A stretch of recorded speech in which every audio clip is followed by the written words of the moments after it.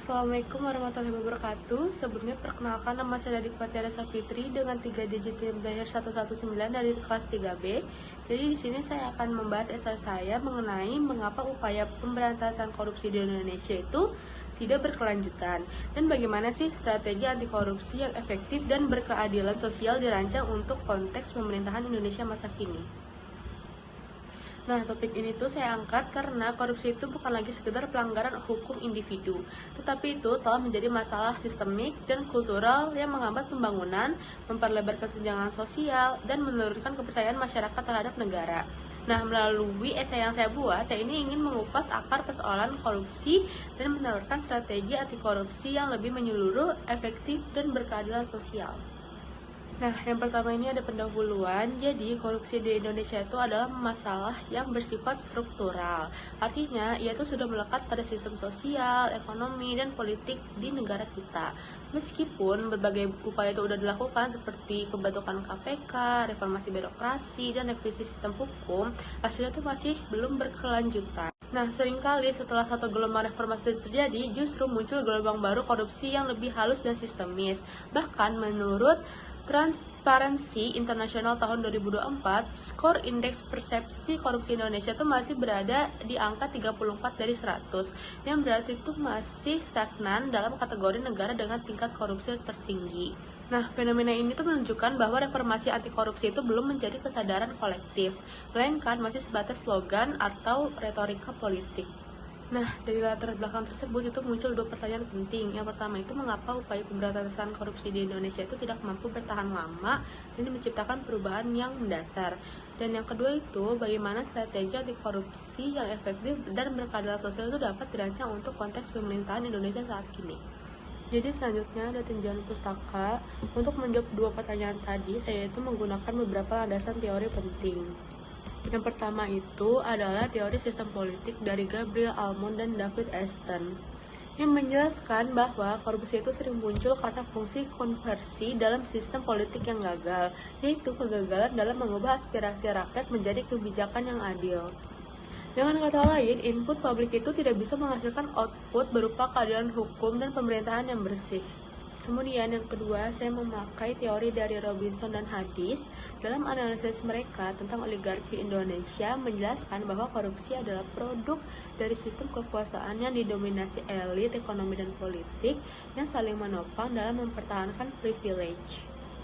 Lalu teori yang ketiga itu saya memakai dari Johnston tahun 2014. Jadi beliau itu mengusulkan konsep National Integrity System, yaitu sistem integritas nasional yang melibatkan semua aktor seperti pemerintah, masyarakat sipil, media, sektor swasta dalam pengawasan dan pembentukan budaya anti korupsi. Nah, yang keempat atau yang terakhir itu dari Suyanto tahun 2019, yaitu menegaskan pentingnya pendidikan anti korupsi berbasis nilai-nilai Pancasila, karena korupsi itu bukan hanya masalah hukum, tapi juga masalah moral dan karakter bangsa.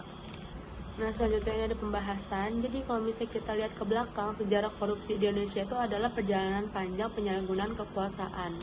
Sejak masa kerajaan, kolonial, hingga era modern, bentuknya tuh berubah, tapi intinya tuh sama aja.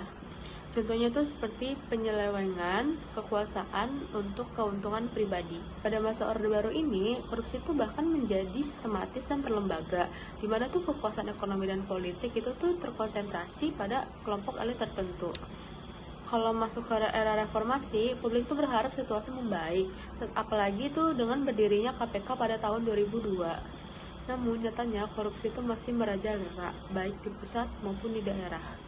Nah, kasus korupsi EKTP itu menjadi contoh paling jelas. Jadi proyek yang seharusnya memperkuat transparansi justru itu dijadikan ladang korupsi. Dia itu melibatkan pejabat tinggi DPR dan pengusaha, dan dia itu merugikan negara hingga 2,3 triliun. KPK tuh memang berhasil menjerat beberapa pelaku seperti Setia Novanto, tetapi efek jerak itu tuh tidak berlangsung lama, karena akan masalahnya adalah sistem politik yang masih membuka ruang koruptif. Apalagi itu setelah revisi UU KPK tahun 2019 yang melemahkan independensi lembaga tersebut. Kalau misalnya kita lihat secara multimediasional, ada beberapa penyebab mendasar. Yang pertama itu secara politik. Biaya kampanye itu kan sangat tinggi, jadi dia tuh membuat pejabat tuh bergantung pada sponsor dan pemodal besar yang kemudian menuntut balas jasa saat pejabat itu terpilih. Nah, yang kedua itu secara ekonomi. Jadi ketimpangan struktural mendorong korupsi sebagai cara mempertahankan dominasi elit terhadap sumber daya publik. Yang ketiga itu secara hukum. Jadi kita udah tahu kalau misalnya hukum di Indonesia itu masih lemah. Jadi itu hukum di Indonesia itu masih mudah dipolitisasi. Yang keempat itu ada secara sosial budaya. Jadi budaya patron klien, asal bapak senang dan pak menormalisasi perilaku tidak jujur. Dan yang terakhir, yang kelima, secara etika itu jabatan publik itu sering dianggap sebagai sumber keuntungan, bukan sebagai amanah. Jadi selama akar politik, ekonomi, dan budaya ini itu tidak disentuh, upaya pemberantasan korupsi itu hanya akan bersifat reaktif dan temporer, bukan solusi yang berkelanjutan. Nah, selanjutnya slide yang terakhir itu ada kesimpulan dan rekomendasi. Jadi dari uraian tadi itu dapat saya simpulkan bahwa korupsi di Indonesia itu adalah persoalan multidimensi, tidak bisa hanya diatasi dengan penegakan hukum. Kegagalan upaya sebelumnya itu disebabkan oleh lemahnya koordinasi antar lembaga, intervensi politik, serta rendahnya kesadaran moral masyarakat dan birokrasi. Oleh karena itu, strategi anti korupsi yang efektif harus bersifat holistik, berkelanjutan, dan berkeadilan sosial. Ada 6 rekomendasi utama yang akan saya ajukan. Yang pertama itu ada membangun National Integrity System, yaitu sinergi antara lembaga negara, media, akademisi, dan masyarakat sipil agar saling mengawasi dan saling menguatkan. Yang kedua, ada pendidikan anti korupsi berbasis nilai Pancasila, agar kesadaran etika itu tumbuh dari usia dini. Yang ketiga, ada reformasi sistem pembiayaan politik. Jadi dia itu untuk menekankan biaya kampanye dan mengurangi ketergantungan terhadap donatur besar. Yang keempat, ada digitalisasi birokrasi. Jadi dia itu melalui sistem e-budgeting, e-audit untuk mempersempit ruang negosiasi koruptif. Yang kelima, itu tuh penguatan sanksi sosial dan moral bagi koruptor, seperti larangan menduduki jabatan publik dan publikasi daftar hitam.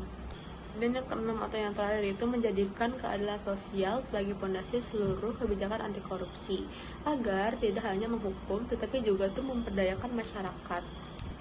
Dengan pendekatan yang menyatukan aspek hukum, moral, sosial, ekonomi, Indonesia itu memiliki peluang besar untuk keluar dari lingkaran korupsi dan menuju pemerintahan yang bersih, adil, serta berdaulat.